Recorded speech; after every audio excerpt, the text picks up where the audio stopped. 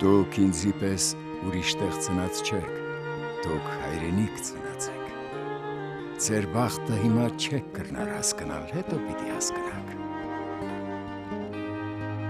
Ձեզ մեջ շատեր պիտի այցելեն ամբողջ աշխարհ, պիտի տեսնեն շատ գեղեցիկ ու անուշ տեղեր ու պիտի հասկանան, որ ավելի գեղեցիկ ու անուշ տեղ չկա, քան հայրենիքը։ Վիլյամ Սարոյան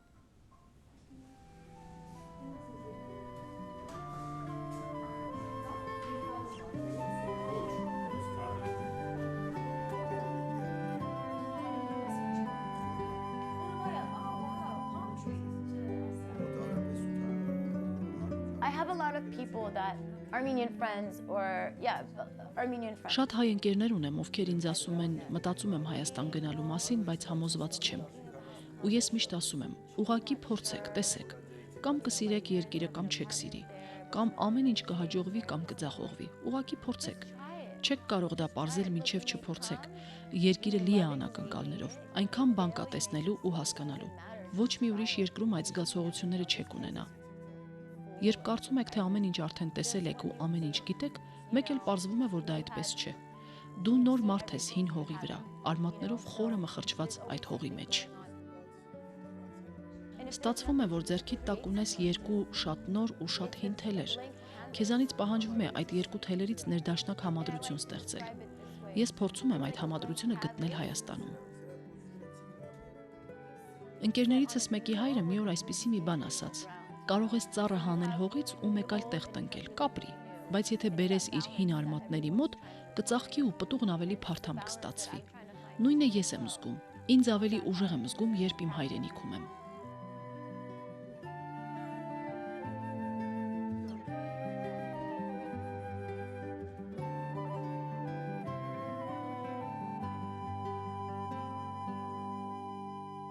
My grandmother from my father's side was born in Van, and during the genocide they had escaped. Հայրական տատս ծնվել է Վանում, եղեռնի տարիներին փախել է այնտեղից եւ հաստատվել Ուկրաինայում։ Հետո գնացել է Ռուսաստան ու ի վերջո տեղափոխվել Իրան, Թեհրան։ Հայրական պապիս արմատներն Արցախից են։ Անկեղծ ասած պատմությանն այդքան լավ ծանոթ չենք, բայց եթե չեմ սխալվում, կյանքի մեծ մասն անցկացրել է Բաքվում, տեղափոխվել է Սանկտ Պետերբուրգ եւ ի վերջո հաստատվել Թեհրանում։ Մայրական պապս պարսկահայ Զաքիմի սերնդից էր, Նախիջևանից, գնացել է Սպահան ու ապա Թեհրան։ Իսկ մայրական տատիս արմատների մասին չգիտենք, նա որբանոցում է մեծացել, եղեռնի պատճառով իհարկե։ Ոչ մեկն այդ մասին չէր խոսում, նրան դուր չէր գալիս այդ մասին խոսելը։ Երկու ծնողներս էլ ծնվել են Թեհրանում, այնտեղ են մեծացել։ Հայրս 60-ականների վերջերին տեղափոխվել է Կալիֆոռնիա, տեղագործություն է սովորել ու այնտեղ էլ մնացել է։ Մայրս առաջին անգամ Կալիֆոռնիա է եկել քրոջը տեսակցելու, հենց առաջին օրն էլ հանդիպել է հորս, սիրահարվել են ու մայրս ետ չի գնացել Թեհրան։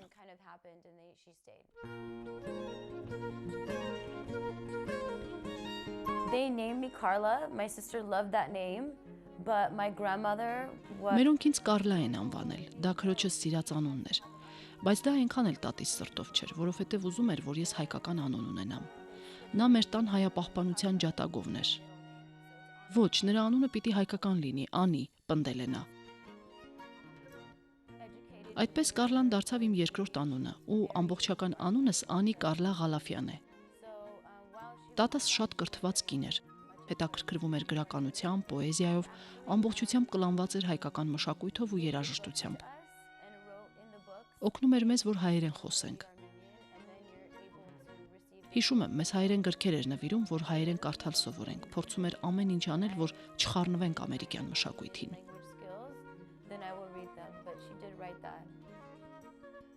Տատիկիս համար ամեն ինչ այնքան հստակ էր, կային հայեր եւ ոչ հայեր, բայց ինձ դուր էր գալիս այլազգիների հետ շփումը, իրենց մշակույթի մասին նոր բան սովորելը։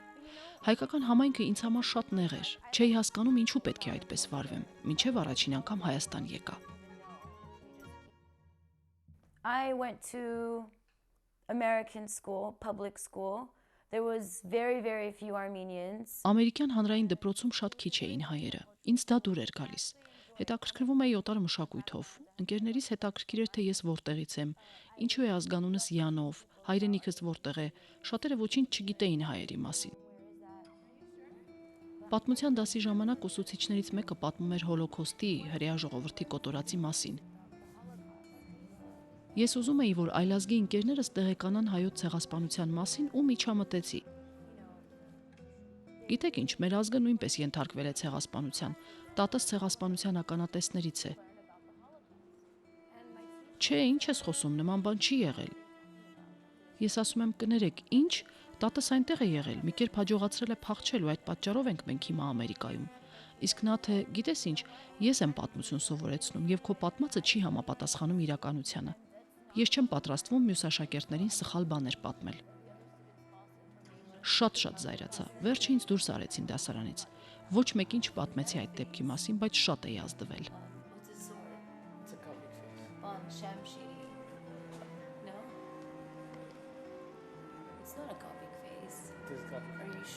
I went to San Francisco State University, finished with a bachelor's in communications. Սովորել եմ Սան Ֆրանցիսկոյի պետական համալսարանի միջազգային կապերի ֆակուլտետում։ Այնուհետև մի քանի տարի աշխատել եմ հեռուստատեսությունում։ Տեղական հանրային հեռուստաալիքներից մեկն էր։ Շատ բան սովորեցի ֆիլմարտադրության, հաղորդավարության, մոնտաժի մասին։ Արագ հասկացա, որ շատ եմ սիրում գրել։ Նաև սովորել եմ բիզնեսի կառավարում։ Բայց մի բան կար, որ ինձ հանգիստ չէր տալիս։ Ես տիեզերքից եկող ուժեղ էներգիա էի զգում, գիտեի, որ դա յուրահատուկ շնորհ է, բայց չգիտեի ինչ անել այդ ուժի հետ։ Սկսեցի հմտանալ ճապոնական ավանդական բժշկության մեջ ու այն համադրել ավելի ինտուիտիվ մեթոդների հետ։ Իրականում ցանկացած մարդ օժտված է այս ցիրկով եւ ունակ է բուժելու իր մարմինը սեփական էներգիայի միջոցով։ For the first time, it was interesting because we came into post-Soviet Armenia. Առաջին անգամ Հայաստան գալը շատ հետաքրքիր էր, որովհետև մենք ընտանիքով գալիս էինք հետսովետական Հայաստան։ Մենք չէինք գալիս իմ նախնիների Հայաստան։ Շատ սպասելիքներ չունեի։ Առաջին այցելությունս օգնեց ինձ կապ հաստատել այդ նոր Հայաստանի հետ։ Շատ արագ, ընդամենը 2 շաբաթում հասկացա, որ սա է իմ երկիրը, չնայած որ իրականում ամեն ինչով ամերիկացի էի։ Հիմա երբ մարդիկ հետաքրքրվում են, թե ինչ գործ ունեմ այստեղ, պարզապես պատասխանում եմ, իսկ ինչու ոչ։ Ես բոլորի նման ունեմ այդ իրավունքը՝ սիրել Հայաստանը ու ապրել այստեղ։ 1.5 տարի է ընդամենը, որ այստեղ եմ, բայց կարծում եմ արդեն ամբողջովին այստեղի կյանքով եմ ապրում։ Այս անգամ դեպի Հայք ծրագրով եմ եկել։ Նախատեսում էի այստեղ ապրել 4 ամիս, զբաղվելու էի Բարս մեդիայի դոկումենտալ ֆիլմերի ստուդիայի կամավորական աշխատանքներով ու հետո վերադառնալու էի Միացյալ Նահանգներ։ Բայց հենց ժամանեցի այստեղ, հասկացա, որ կարող եմ եւ ուզում եմ մնալ այստեղ։ Ես հիմա իսկապես ավելի ուժեղ եմ ինձ զգում։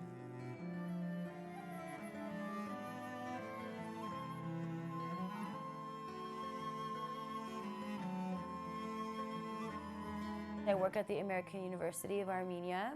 I cover the news and events in the communications department. Հիմա աշխատում եմ Հայաստանի ամերիկյան համալսարանում։ Զբաղվում եմ լրատվության ու միջոցառումների հետ կապված հարցերով։ Նաև համագործակցում եմ տարբեր մարքեթինգային ընկերությունների հետ։ Նրանցից մեկն օրինակ զբաղվում է երաժիշտ Տիգրան Համասյանի համերգների կազմակերպմամբ։ The musician Tigran Hamasyan.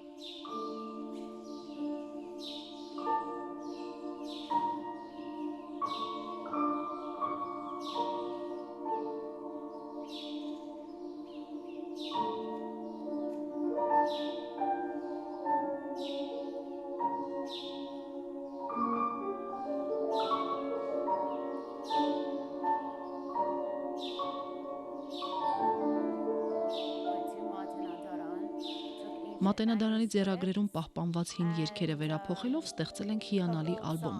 որի ֆոնին Տիգրան Համասյանի դաշնամուրային մեղեդիներն են հնչում։ Նկարահանումներ ենք արել Արևմտյան Հայաստանում, Վանում, որտեղ տատս է ծնվել։ Ալբոմի ստեղծագործությունները հնչում են հին եկեղեցիներում ու վանական համալիրներում։ Շատ խանդավառված եմ, որ մասնակցում եմ այս նախագծին։ Ամբողջ ընթացքը նկարահանվել է։ Հայկական սրբավայրերում հնչած ստեղծագործությունները հասանելի են բոլորին։ Շատ հպարտ եմ նման նախագծում իմ դերն ունենալու համար։ Մենք այնքան շատ բան ունենք աշխարհին ցույց տալու։ Հին ճարտարապետությունը զուգակցված ավանդական երաժշտությամբ, որը կատարում է երիտասարդ տաղանդաշատ երաժիշտ Տիգրան Համասյանը։ Սա իսկապես հարստություն է մեզ համար, իսկ ինձ համար վերադարձ դեպի մասամբ կորցրած արմատներս։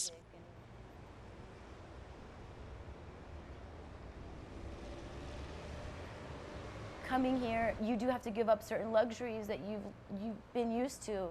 and that's okay for me. Obviously, you can... Հայաստանում ապրելիս պետք է հրաժարվես որոշ ճոխություններից, որոնց սովոր էիր։ Ապրում եմ վարձակալած փոքրիկ տանը, բայց դա հերոսություն չեմ համարում։ Շատ կարևոր է, որպեսզի մարդիկ հասկանան, որ երբ գալիս ենք Հայաստան,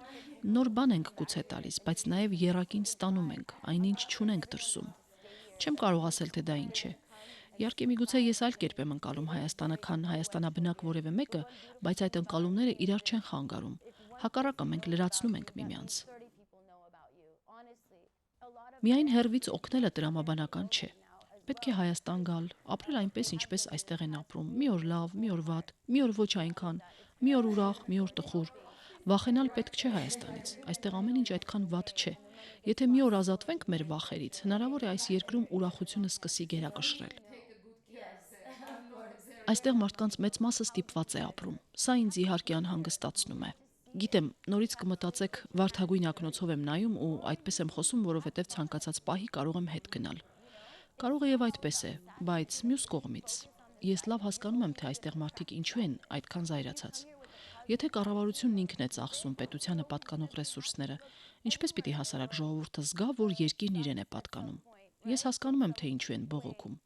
բայց ուրախալի է, որ մարդիկ ոտքի են ելնում, իրենց ձայնն արտահայտում։ Ու հիմա լրատվամիջոցները, ինտերնետը, կապի այլ միջոցները շատ բաներ են կարողացել փոխել։ Մարդիկ միշտ ուզում են արդյունքը միանգամից զգալ, բայց ոչինչ միանգամից չի լինում։ Որևէ բանի հասնելու համար պետք է աշխատել ու աշխատել։ Okay, this one's tricky. It's a little heavy. So just bear with me. Tell me if it hurts. It's nice, yeah? Ironic Իմ thing մեջ about կուտակված this. էներգիայով բուժումը Հայաստանում զուգակցում եմ քարերի հետ։ Հազարավոր տարիներ է ինչ այս տեսակի բժշկությունը հայտնի է Հայաստանում։ Բոլորը, նույնիսկ օտարերկրացիները զգում են այդ էներգիան։ Սիրում ենք ասել, որ դա Արարատ լեռան էներգիան է, բայց ես հակված եմ մտածել, որ այն ամբողջ լեռնաշխարհում է, ամենուր է, օդում, ջրում, լեռներում, բնության մեջ, եկեղեցիներում։ Երբ սկսում ես գիտակցել, թե ինչքան հզոր էներգիա կա այստեղ, այնքան ավելի շատ ակնկալիքներ ես ունենում էներգետիկ բժշկության մեջ բացահայտումներ անելու գործում։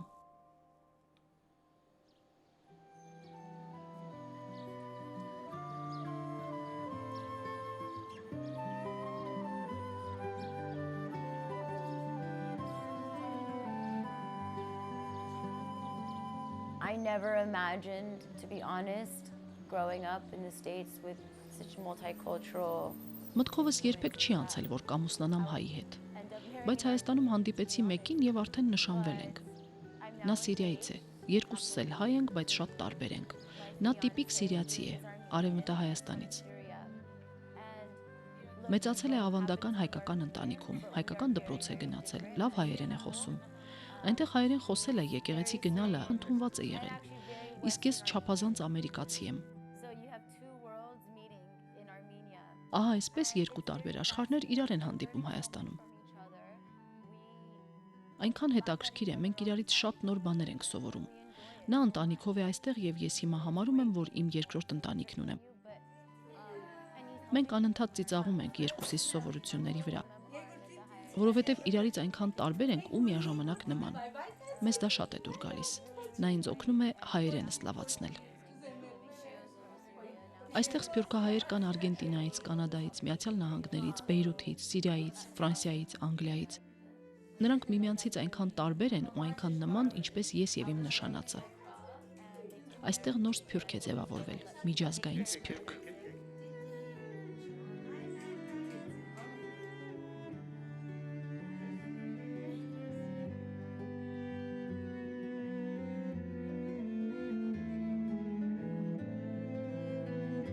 There's something about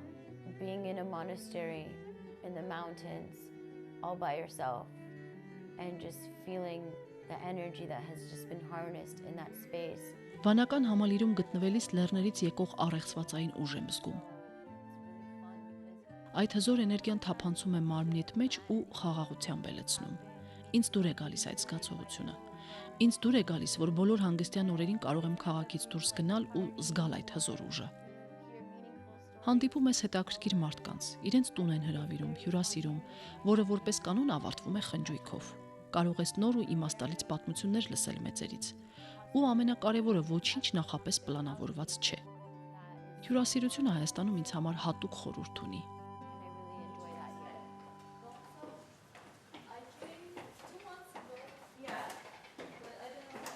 I've been here for about 2 years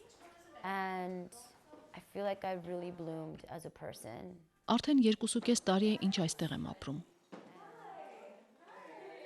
Որպես մարդ անհատ ինձ վերածնված եմ զգում, շատ եմ հասունացել, սովորել եմ տալ ու ի պատասխան ստանալ։ Այնքան շատ բան է փոխվել այդ ընթացքում։ Սովորել եմ հանդուրժող ու համբերատար լինել։ Հիմա շատ ավելի շփվող եմ դարձել, այլ կողմից եմ գնահատում կյանքը։ Հայաստանը այնքան բան է փոխել իմ մեջ, այլ արժեքներով եմ հարստացել։ Պետք է Հայաստան գալ ոչ թե 1-2 շաբաթով, այլ ապրելու։ Հոկտեմբերին կարող ես գնալ Մեղրի ու ծառերից արքայանարինչ քաղել, որից իսկապես կարկանդակի ու քաղցրավենիքի համ եմ զգում։ Ու կապ չունի, թե ծառնում է պատկանում։ Ձմրանն այստեղ ցուրտ է, բայց երբ նստում ես վառարանի կողքը ու կարտոֆիլ ես խորովում, մարդիկ տարբեր հետաքրքիր պատմություններ են պատմում, այնքան ջերմ է մթնոլորտը։ Գարնանը բնությունն իսկապես արթնանում է, բազմագույն ծաղկած ծառեր, ծաղիկների աներևակայելի բույր, լեռնային խենթացնող տեսարաններ։ Այս ամենը պետք է զգալ։ Պետք է մի քիչ կեղտոտես ձեռքերդ հայրենի հողով, հայկական ջուր խմես, լեռների օդը շնչես, եկեղեցիների էներգիան զգաս ու նոր հասկանաս, թե ինչ է Հայաստանը։ Շատ են նաև փորձությունները, բայց մինչև անձամբ չանցնես դրանց միջով, չես կարող զգալ այն փոքրիկ ուրախությունները, որոնք տալիս է քեզ Հայաստանը։ Այս ամենը նման է կարուսելի, եթե դուր չի գալիս, պիտի ուղակի կանգնեցնես ու իջնես։ Ես չեմ ուզում իջնել, ես այդ հաճելի պտույտի մեջ եմ։